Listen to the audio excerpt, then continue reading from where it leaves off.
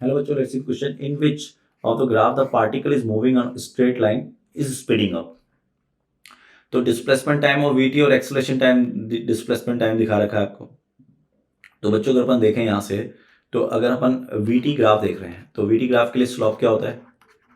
Slope ये दिखाता है आपको एक्सेलरेशन और एरिया क्या दिखाता है? डिस्प्लेसमेंट। ठीक है। और एटी ग्राफ के अंदर स्लोप कुछ शो नहीं करता है, nothing it show slope, but area जो दिखाता है वो चेंज इन वेलोसिटी दिखाता है। और एस टी ग्राफ के अंदर स्लोप वेलोसिटी रिप्रेजेंट करता है और एरिया कुछ रिप्रेजेंट नहीं करता। अब आ जाओ, ये तो गया आपका की कॉन्सेप्ट। आगे बढ़ते हैं इसके बाद।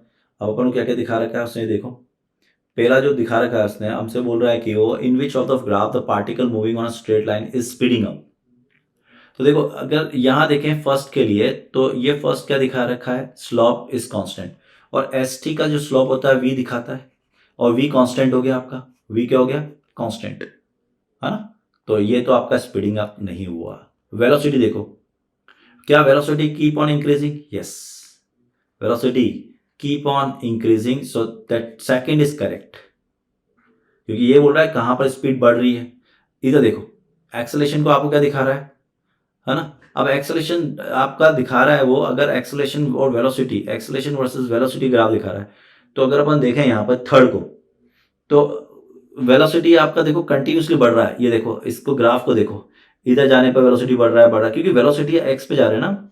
तो वेलोसिटी अगर ग्राफ के अकॉर्डिंग चलूं मैं, तो वेलोसिटी कीप ऑन इंक्रीजिंग, तो दैट इज ऑल्सो ट्रू।